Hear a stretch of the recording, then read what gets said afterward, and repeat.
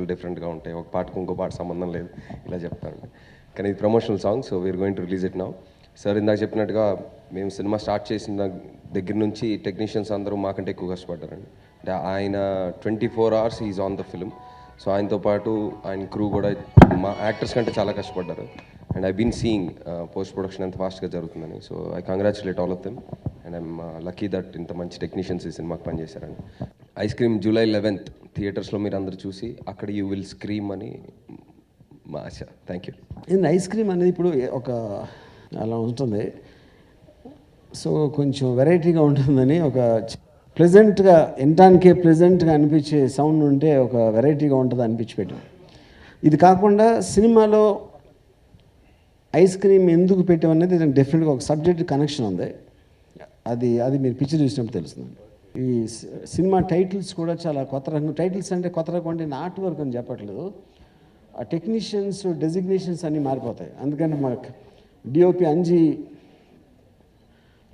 Visual ఎండార్సర్ అని నేను credit చేస్తున్నాను. దానికి రీజన్ ఏంటంటే తను కెమెరామ్యాన్ అనేది కేవలం ఒక పర్టికులర్ పని, అది కాకుండా ఒక 5 విభాగాలని తను ఓవర్సీ చేశాడు.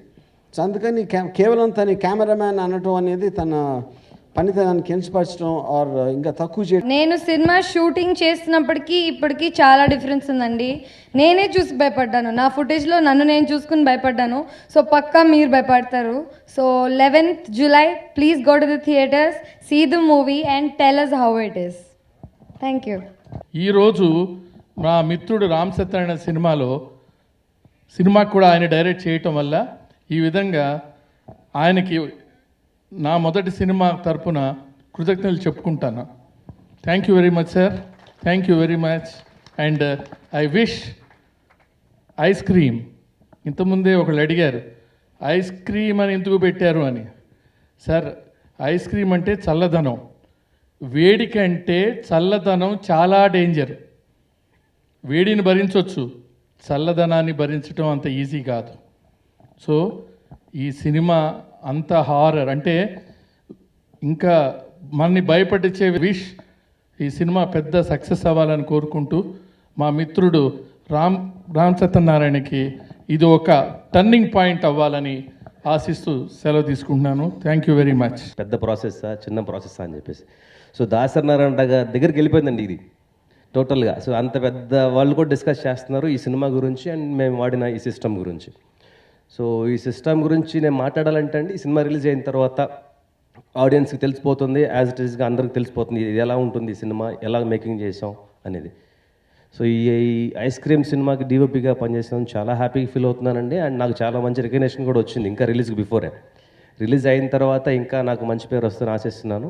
అందరికీ thank you very much, especially Ramu garu thank you so much. Tweet చేస్తున్నప్పుడు నేను అలా తిరిగి అలా పక్కకు చూసేవాడిని, అంటే పక్క నుంచి ఏమైనా వస్తుందేమో, ఇక్కడి నుంచి వస్తుందేమో అంటే యాక్చువల్గా నేను ఫస్ట్ ఫుటేజ్ చూసినప్పుడు నాకు అంతేమీ అనిపించలేదు. ఎడిట్ చేస్తున్నప్పుడు అసలు నాకు ఏమండి యా సో ఐస్ క్రీమ్ మూవీకి వర్క్ చేసినందుకు నేను చాలా హ్యాపీ ఫీల్ అవుతున్నాను. రామ్ గోపాల్ వర్మ సార్తో నేను ఆల్రెడీ సత్య తెలుగు, తమిళ్, హిందీ వర్షన్లో ఎడిట్ చేశాను. సో ఈ మూవీ సక్సెస్ఫుల్గా ఆడాలని నేను కోరుకుంటున్నాను. థ్యాంక్ యూ అండి సో మచ్. ఒక రకమైన డిఫరెంట్ కాంట్రాస్ట్లో ఉండాలని చెప్పారు. నేను చేయగలంత మై లెవెల్ బెస్ట్ ట్రై చేసి సార్కి పంపించాను. సార్ విని సూపర్ అని యాక్సెప్ట్ చేశారు. Thank you sir. సాంగ్ నేనే పాడాను ఫస్ట్ ఆఫ్ ఆల్. పాడిన తర్వాత కొంచెం హెవీనెస్ తగ్గింది అనిపించింది. అప్పుడు ప్రతాప్ కుమార్ అన్న ఆల్రెడీ మ్యూజిక్ నేర్చుకున్నారు, సత్య 2లో కూడా అన్న పాడారు. సో ఒకసారి అన్న వాయిస్ విన్నాను, నా వాయిస్కి అన్న వాయిస్ ఉంటే బెస్ట్ అనిపించింది. సో అన్న కూడా పాడి ఫైనల్గా సార్ కూడా చెప్పలేదు, ఒకేసారి వీడియోతో సహా చూపించాము. ఈ సాంగ్ అన్న ప్రేక్షణాడిగా పాడారు, ఓవరాల్గా చాలా బాగా వచ్చింది. ఈ సాంగ్ మా అమ్మ రాణి పురమజిదేవి గారు రాశారు. Thanks to Dhruheen for making video. Thank you.